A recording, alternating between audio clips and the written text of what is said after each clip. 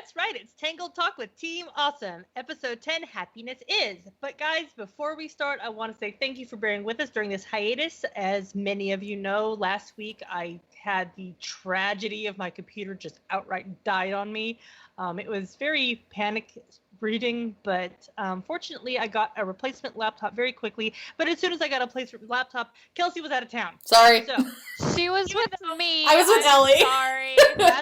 I stole her from all of you. So even though we initially said that we were going to start going on the every other week hiatus, and do last week and then not this week, obviously that got changed on us because of reasons. So, Happiness Is. This episode was directed by Joe O. It was written by Ricky Roxburgh, whose birthday is coming up. Uh-oh. The storyboards are by Anna Lencioni, Todd Kurosawa, and Morgan Halperin. I will say that Todd and Morgan are new names to us, so welcome to Tangled, guys. Even though, you've actually been working on the show for over a year now. You're new to us, though. And this was Emily You're new Carson's... to the fandom. Yes, you are new to the fandom. We haven't seen your names before, so welcome to us. And this was also Emily Carson's coordinator debut. And Emily Carson, she had previously been a PA, and she got to be coordinator for her last little bit of her work on Tangled. She is not on Tangled anymore, but we still appreciate all the work that she did do while she was on the show. Okay, so there was a lot of before the episode we saw it, there was a lot of speculation about are they going to be on the island? Are they going to be in the process of leaving the island? How long are they going to be on this dang island that has such wonderful outfits? But I'm not complaining. Yes, so so many people theorized we were still on the island for this episode, so that does beg the question, when we get back from hiatus, are we still going to be on the island? Or is it going to finally be moving on? Or when are we going to leave? It seems to be that they are running on a course of every few episodes, they'll move to a new location if they are stuck in one place. But we're literally basing this on they were in Varderos for 3 episodes, which we weren't expecting. And then they were on the road for a while, and now they're stuck on the island for a little while.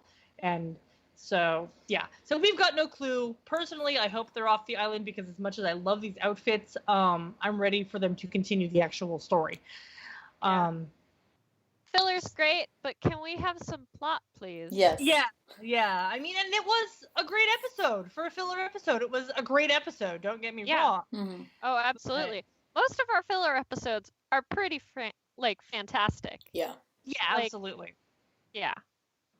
Sometimes people get filler episodes that are just garbage, but I feel like we've been pretty lucky. Yeah, I agree. For the most part. We've been pretty lucky when it comes to the filler episodes. Yeah. Okay, so the Lorbs continue to draw parallels with the Ewoks in this episode by having a very Ewok-y celebration at the beginning of the episode. And honestly, I'm not a huge Star Wars fanatic person. I like to say that I'm a Star Wars fan with a lowercase f. I like that. But yeah, so as soon as it was pointed out to me, I'm like, oh yeah, they are kind of being Ewok-y, aren't they? Yeah, I was just laying there watching it, and I was just quietly singing Yub Nub to myself. Because I'm like, this is just Star Wars again. I blame Ben. Yeah, you're not wrong there. I know there has to be other Star Wars fans. It would be impossible for there not to be. But anytime something Star Wars happens, I'm like, I bet Ben at least approved of this. Yes. Ellie and I saw Ben's office, and it is literally BB-8 as far as the eye can see. That's amazing. And so many Star Wars figures. Oh my god. So crazy. All over the place. It's great. If you're a Star Wars fan, absolutely. If I could have that, but Tangled, I would be in Dreamland. Right? My apartment is close, but not even close, you know? Okay, so we start out this celebration, and it lands in Hookfoot dancing is just I can't even. That is the greatest thing since ever. It was First of all, you go back several episodes, and you saw how much Hookfoot admired Lance's dancing.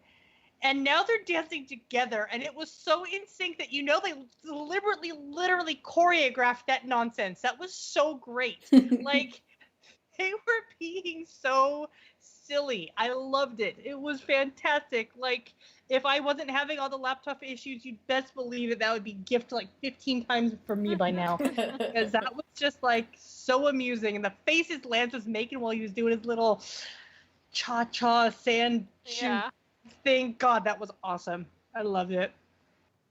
And of course, we got our first non-short moment of Rapunzel and Eugene dancing. Yes. And that was great because people have been like, I want them to dance. And I'm like, I love them dancing, but there's more to life than dancing. Oh, no, wait. No, there's not. If I get my dancing, I'm very, very, very happy with it. So happy with it. So, yeah, I actually really like the concept that that Rapunzel's parents put notes in the lanterns when they let them go on her birthdays. The one we saw was obviously from Frederick. We can assume that Arianna did it also. And that was just really, like, that's touching because it's like, it's strange to think that, I mean, not strange, but I had this headcanon that after Rapunzel returns to the kingdom, and of course she's going to continue the Lantern Festival, but that she kind of changes the meaning of it to everybody is sending their hopes and wishes into the sky and hoping that they get answered. And so to have a literal message being sent to her from her parents, that was very touching to me. I really, really thought that was a sweet little aspect. It's just, sending messages into the unknown. Which was, that was super duper sweet. Mm-hmm. Yeah. And, like, honestly, though, but it's like the fact that they sent them with this hope that she would find them someday, and then she gets home, and, like, there's no reason to think that she will ever have seen the lanterns once she gets home, and then they find this island where her lanterns have gone, and I don't assume that, like, it's every single lantern ever. I don't assume that at all. But just that, the air currents and whatnot brought such a majority of them to that island that she got the opportunity to experience that all over again and to see, what her parents had been thinking while she was missing all those years. I love when they go back before the movie, like when they bring anything up that happened like before the movie. Oh, I love it so much. And that came up, I was like, yes! Like, thanks a lot, Ricky, for having our backs, Yes, yes. Let's write episodes that actually reference pre-movie stuff. Yes. It's touching. I love it. So they, of course, find the idol, and everybody's got these happiness visions, and I was actually kind of touched by some of their happiness visions, honestly. Like, because Rapunzel's having her homesickness, her happiness vision is seeing the people she left behind, but it's not just Frederick and it's not just her parents. She actually is missing everybody. She's seeing Friedborg and Old Lady Crowley, and, like, I'm a little surprised that Stan and Pete didn't get mentioned by name. But, like, she's literally missing everybody from home, and if you think about it, this is Rapunzel's first ever experience with homesickness because she was stuck at home her entire life. And so it probably didn't even occur to her that this is something that could happen, Like, she felt wistful about the tower, but I'm also sure that she's always felt conflicted about her feelings about the tower, so she couldn't really recognize it as homesickness, because as soon as she started to miss it, she'd feel really weird about missing it, So this was the first time that there was, like, people and place and all of it tied together, and it was okay to miss, So that I thought was a cool aspect. And then you get, like, Eugene's. And the funny thing with Eugene's is that Ricky had said to me several times leading up to the episode, I hope people aren't disappointed because of all the things that he had been reading on the Tumblr. He's like, I really hope people aren't disappointed with this episode because now we know why he was afraid of that, But it's because we all got too thirsty for Eugene Fitz's dad. Oh, man. Right? Like, but it's like, it's literally a case of Eugene has Rapunzel right now, so he can't want something he's already got. That's true. And so what he really wants is to get off the dang island. So, like, we're with Eugene. Get them off the dang island, And so he envisioned this boat, and so it was not only getting off the island, it was getting off the island and also being recognized as a leader, which I thought was really cool because it's like you look at him previously on the road, and when he got to be the leader in the Forest of No Return, he was really eating that up, you know? Yeah. And just so, but then in that instance, he had to go and bow that leadership out to Adira because she actually knew what was going on. But being acknowledged as the captain of the ship would make him the leader. And he really, like, I get a lot of, I know I actually compare it to Avatar a lot, but honestly, on a personal note, Avatar is like the best cartoon that has ever existed. And so it's very easy for me to keep bringing things back to, how does this compare to the best cartoon that's ever existed? So Eugene in many ways reminds me of Sokka. Totally. In that Sokka was the leader, but whenever that leadership was questioned, he got defensive, you know? Yeah.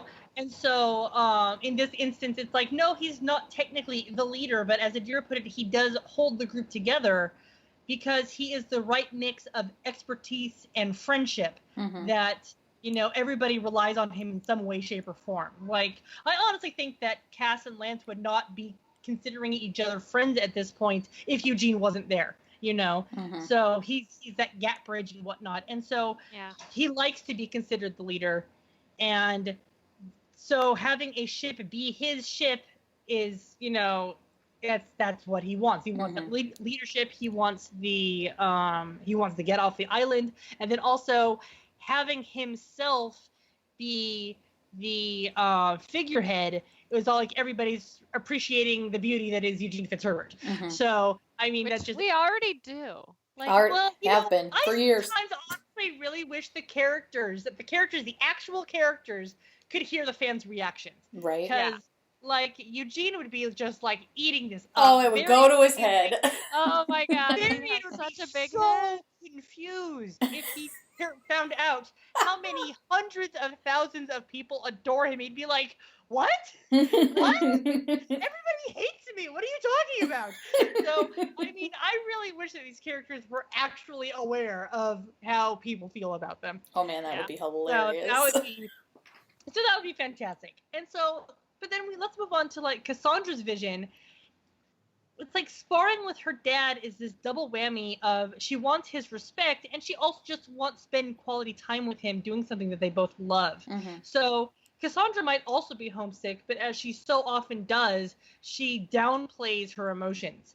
And so her version of homesickness is just wanting to spend that time with her dad. And that is really touching and sweet, you know? It's like I've previously mentioned how she's really coming into her own now that she's not constantly under his watchful gaze, but that doesn't mean that she doesn't miss his watchful gaze. And then Max's was catching all of Corona's criminals, which, I mean, the funny thing about that is you think about the epilogue of the movie, and it specifies that crime disappeared practically overnight thanks to Max. And so, like, this is his fondest wish, and we know he's going to get it. And I think that's adorable, you know? Like, that's just, I mean, that's just, like, Max's only dream really is to clean up crime in the city. And he's going to get it, and that's awesome. The funny thing, okay, so you look at Lance's, and all he wants to do is be rich. Basically, that's what it comes down to. Like, and it's interesting because it's like that shows that he doesn't have any real big aspirations to be a stage actor. That's a hobby. That just shows that that's a hobby of his. And I just realized that his dream is Eugene's old dream. Yeah. Aww. He's on an island.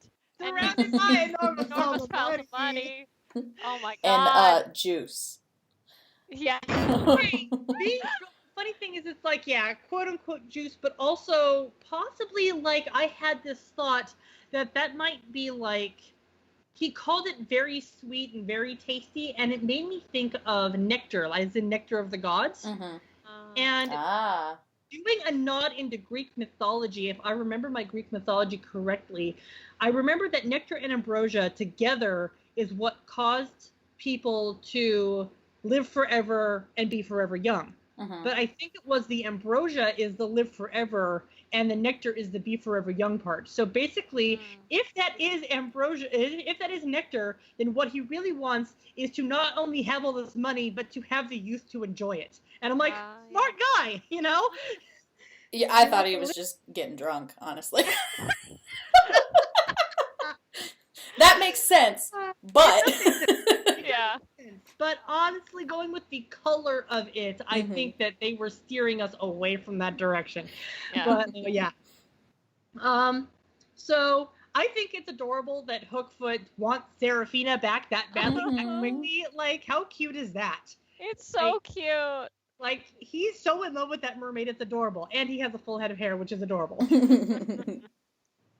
mean, and the cute thing about that is you look at his, and his is actually some of the most simple pleasures. Like, he wants his love back, and he wants to just, be a little bit more attractive than he feels he is. But, like, that was the only thing about his appearance that changed, also. It's not like he envisioned himself as this big, tough, buff, tall guy. He was just, no, I want the love of my life, and a full head of hair would be nice. Yeah. It's really super adorable. And, I mean, and the question came around Tumblr, what was Shorty's happiness? And... a lot of people's like, well, he had mentioned, thanks for giving me the bath. I'm like, no, literally, I think that's because he was in Maximus's mouth and got on. I think that Shorty is just too happy / out of it all the time for it to even affect him. Like, I haven't had a chance to go back and watch, but I don't even think his eyes were green when he was holding it, which means not seeing visions. Oh my gosh, I loved Green-Eyed Eugene. That was probably my favorite part of the entire episode. It looked so pretty. I was like, that's it. There's their kid right there. See, and here's the thing that I honestly have to say is I love that because Rapunzel was the first one to hold it and because her eyes are already green, it turned up the shade of green. But it was like, I remember when I was first watching, I was like, am I seeing things? Are her eyes greener than they used to be? And then it's like, Cass looks pretty good with straight up green eyes, too, because she's already got that kind of greenish-gray color. Yeah. But then, like, Eugene straight up with green eyes. I'm, like, a sucker for green eyes. So, like, thank you, Tangled Gods, for giving me a green-eyed Eugene, even if it was for one scene. Yeah. That was great. So, I mean, I know I felt it, and I know that both of you felt it at the time. Eugene using romance to trick Rapunzel was, like, that... left a bad taste in my mouth, like really strong. But fortunately, it was easily explained away by it wasn't really his actions, it was the idol's actions. And that was the same as like, I mean, because notice that we didn't get upset about literally anybody else trying to do the exact same thing. It was just because it was Eugene and romance. But I mean, I know that like Zachary Levi has so much integrity when it comes to the character of Eugene that if he wasn't okay with this having happened, he would not have let it happen. Yeah. Like, I know that when he and Mandy were first approached for the roles in the show, basically, if they had not been okay with the way the show was going to go, they wouldn't have agreed to it. Yeah. Both of them did.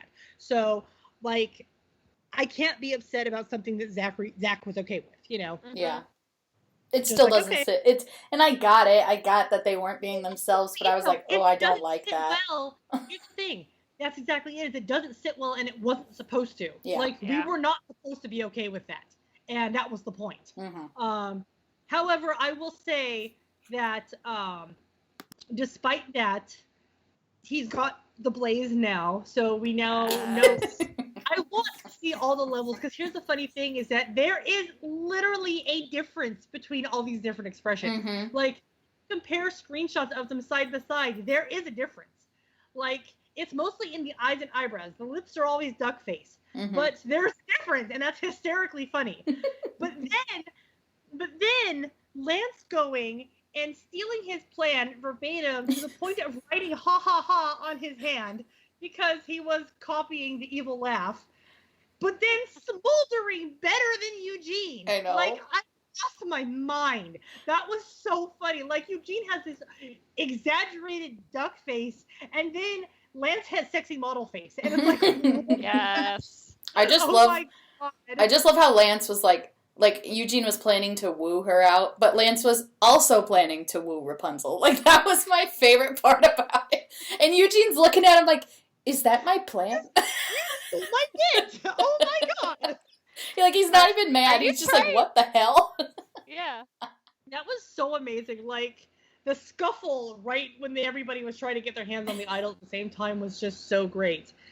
And then, like, Okay, so then Rapunzel being like, guys, we have to stop this. You look at what this is doing to us. I'll go return the idol. And then, like, running off with her suckers. Oh, my God. Like, but the thing that got with me is that I have always said that there are little aspects of Gossel's personality that has rubbed off on Rapunzel. Mm-hmm. Like, even in the movie, she's manipulative, you know? And she does it in a cute way, which makes us all go, oh, I forgive you. But it is there. And this goes to show that it's still there, that she's got the manipulation inside her, that she grew up with this thing, and she knows how to dish it out. Mm-hmm. So, like, I really, really love that that's not being left out, you know, that she does have this dark aspect to her. And I maintain that in Not in the Mood, I would have found it much more interesting if this opposite personality of hers was actually very close to Gossel's personality. That would have been really intense. Oh, that would have made me uncomfortable. Oh, but it would have been good. I want it when people are not acting like themselves. I want it to make us uncomfortable. Yeah. Because we love these characters so much that if they go outside of their normal personality, I want to go, dude, that is not okay. Mm-hmm. Like, trying to woo Rapunzel in order to trick her, you know? That is not okay, and it's cool that it's not okay. Mm-hmm. I mean, Eugene made me feel that way and Not in the Mood, but that was more of a personal thing. Like, not everyone is like that. Just, you know, but Ellie is. So, seeing the love of her life be like that was like, oh God, why no? Please don't. Oh, I can't handle this. Ugh. Yeah, see, while the whole episode, I mean, I know that we give it enough flack, but while that whole episode didn't do much for me, I will admit that there were parts that made me laugh, even while their personalities were opposite. I just watched that episode like 3 days ago, and I was still cracking up the entire time. I love that episode so much. Like, honestly, I love Cass in that episode. Yeah. Cass in that episode was fantastic. I think that my favorite moment of Eugene's in that episode is, I take full responsibility for this. No, what am I saying? Responsibility is terrifying. I'm like, no, that line I can dig. I was like, because, I can relate. Like Eugene is all of us, you know? Yep. Okay, but on this episode, on Happiness Is, the overall message, first of all, I love that it's kind of like this double whammy overall message, that it's like, things don't make you happy, but it's the people and the feelings in your heart that do. Mm-hmm. But it was also seriously like Tangled's version of an anti-drug message. And it's really kind of like, wow, you did that in a tricky little way there. I mean, usually they're not so subtle about it, you know? Mm-hmm. And so making it be a magical object instead of an actual, you know, ingested substance was a clever way to go about it. And you could even make a gift set that this is your brain. This is your brain on drugs. Show everybody. Oh my God. Fighting over the idol and stuff. Yes. Absolutely. But I mean, and that was like, I love that they were actually, I mean, a lot of people point this out, that they actually were using dialogue that people tend to use when they are trying to get off of drugs, and they are like, where she was yelling at Pascal, the things that she was saying. Yeah, hey, Pascal, what? Don't you want me to be happy? You know, things like that. So it's like, I think it's really awesome that they did that. Like, seriously, it's a good way to drive the message home. And, like, getting angry at him when he got the Lorbs to him. She was like, you ratted me out? Like, yeah. Whoa, okay. He mad at him for turning against her, you know. We're literally having an intervention right now with Rapunzel. Exactly. Never thought Rapunzel would need an intervention. Yeah, right? But so now that it's a drug addiction and it's going to the dark side of the drug addiction, we've got, you know, the whole surprise Varian for everybody. Let's see, I think on Tumblr I've seen it referred to as everything from 5 to 15 seconds. I personally have not. I think 5 minutes I've seen, but like I have not personally timed Varian's, you know, part in this whole episode. But yeah, so we got our brief moment of Varian, and I know that some people are upset with the idea that Rapunzel sees him as a villain still, but I want to remind people that it was more like the idol was projecting an image into her head and giving her a waking nightmare. And when people have nightmares, they cannot control what they're thinking. And it does not necessarily reflect upon what they actively think when they are conscious. So, like, cut Rapunzel some slack. She was, scarred by that. Also, the last time she was around Varian, he was trying to hurt one of her parents. So, seeing him try to hurt one of her parents. Yeah, she's gonna feel a little nervous about him. I mean... Yeah. But that does not mean that she thinks he's beyond redemption. No. I mean, when you look at the end of Secret of the Sundrop, she does feel bad for how things turned out. She does want him to get help. She is sad that this is how it is, not like triumphant, So, like, I hope people cut her slack on that. I know that people love Varian and they see him as a pure cinnamon roll, but he is legitimately the villain of season 1. And to abruptly not treat him like the villain of season 1 would actually be doing him a disservice. And it'd be doing the right service. I can't have like a 180 and not have any fallout, you know? So, yeah. And also I love that, like, he appeared exactly as she drew him in that one picture. You know? It was the same shoulder padded coat. And like the particularly evil expression and all that kind of stuff. And I also love the callback to her seeing him in red. And granted, it was just the idol bathing everything in red. But the last time she saw him, he was bathed in red because the inside of his big old automaton was red. So like, that planted that subconscious thing in her head. And that was okay. That was like a seriously well done scene animation wise. And Anna did that scene, and I'm not surprised they handed it off to Anna, but like, dang, Anna, that was a good scene. Yes. Like, visually, that was just so stunning, the way that the stack of Lorbs turned into Varian, and that the shadow was still the Lorbs. And like, it was just really freaking good. Like, well done. Lots of applause. That was so good.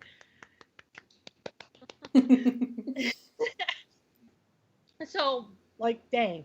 So now that everybody's starting to Jones after this idol so hard, having Lance unleash Cass on the Lord, like, now basically everybody is like, I will sit Cassandra on you if you cross me, Like, this reminds me of Eugene sicking her on the guards and just being like, who would you rather deal with, Frederick or Cassandra? And everybody agrees that Cassandra is the worst choice of the two.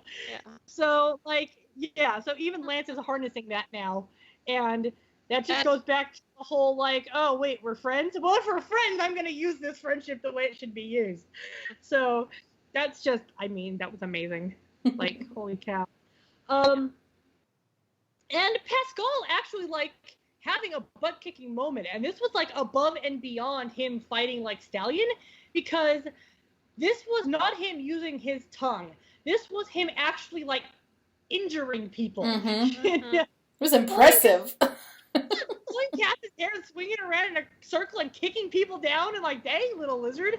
Dude, you go, boy. It was fantastic, and it definitely makes up for you constantly trying to kill him, Ricky. I know you're not the only one who does it, but I like to blame you, Ricky, because it's fun and we're friends. Yes. So. Yes. So no, Pascal's little butt-kicking moment was just, that was great. Like, I'm really like, go Pascal, you know? Man, he was the only one who kept his mind the whole time, and I'm not counting Shorty because Shorty's never got his mind. So that was great. I mean, it was great. And then having Rapunzel confiscate one of the lanterns and sending it back to Corona, I mean, I'm glad it got there, considering the air currents seem to go the other direction. Well, maybe the air currents only go the other direction in, like, the summer. Maybe as the seasons, as they shift. Because, like, water does that, so why not air? It's fine. Weather, like, that's fine. It's fine. But maybe Rapunzel's an airbender, and she, she's the Avatar, because she's clearly a rockbender also. Oh, and if she's got, like, the sling, she's a waterbender. So, like, she's got it all. She's the Avatar. But, so sending this lantern back to Corona, having it pass by the tumbled down tower, Ricky. Oh, ow! Like, that was like, was that necessary? No. No, not at all. Like, that was so heartbreaking. It's like, well, but she's homesick. Exactly. And she's got 2 two homes. Exactly. That's what killed me about it. Like, back. Oh my gosh. It's showing her being homesick for both the homes. Yes. Oh my god. You know, going back to what I was saying before about like her conflicting homesickness about the tower, but it's like, oh, by the way, here's a place she's homesickness for and can never return to. Yay!